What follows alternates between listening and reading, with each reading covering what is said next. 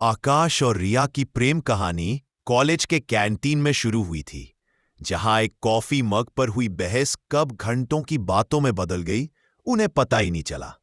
आकाश शांत, सपने देखने वाला फोटोग्राफर था, जबकि रिया जिंदा दिल, करियर ओरिएंटेड मार्केटिंग एक्सपर्ट। वे दो अलग अलग दुनिया के थे, पर उनके दिल एक ही धुन पर धड़कते थे।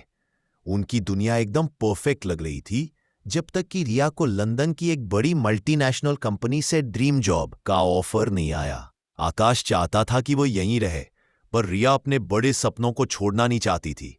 एक बारिश वाली शाम, एक छोटी सी बहस एक बड़े झगड़े में बदल गई। तुम हमेशा मेरे सपनों से ज्यादा अपने डर को अहमियत देते हो आकाश, रिया ने आंखों में आंसू लिए कहा।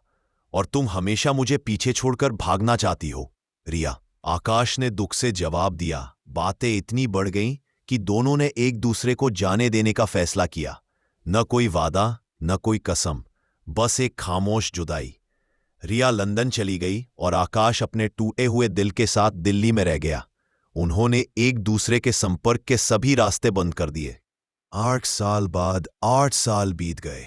रिया लंदन में मार्केटिंग हेड बन चुकी थी। उसका करियर शानदार था, पर उसके दिल में कहीं एक खालीपन था। उसने कई रिश्ते बनाए, पर किसी में भी उसे वह सुकून नहीं मिला जो आकाश की एक झलक में था।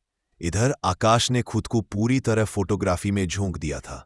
उसकी लॉस्ट लव थीम वाली फोटो एग्जीबिशन पूरे देश में मशहूर हो गई थी, जिसने उसे एक बड़ा नाम दिया था। उसकी हर तस्वीर में रिया की यादें, उसका दर्द और उसका प्यार झलकता था।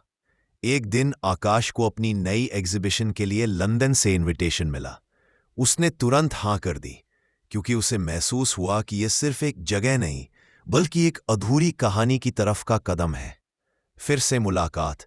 लंदन में एग्जीबिशन वाले दिन गैलरी खचाखच भरी थी। आकाश अपनी तस्वीरों के बीच खड़ा था, जब उसकी नजर एक कोने में खड़ी एक महिला पर पड़ी। समय मानो ठहर गया। वह रिया थी, पहले से ज्यादा संजीदा, ज्यादा खूबसूरत, पर उसकी आंखें वही कहानी कह रही थी, इंतजार की कहानी। रिया ने आकाश की सबसे प्यारी तस्वीर के सामने खड़ी थी, जिसका शीर्षक था वह जो अधूरी रही। यह तस्वीर उनकी आखिरी बहस वाली रात की दिल्ली की बारिश को कैप्चर करती थी।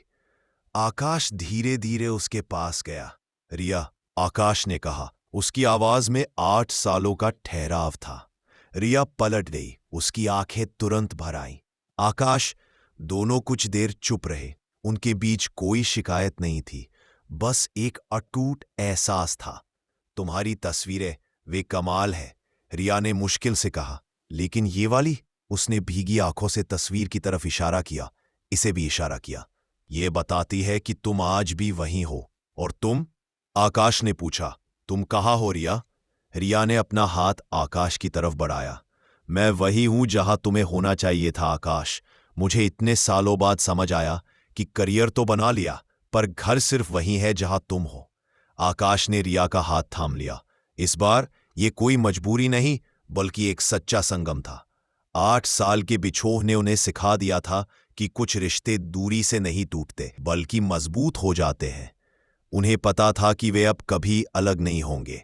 उस दिन लंदन की गैलरी में दो किनारों का संगम हो गया।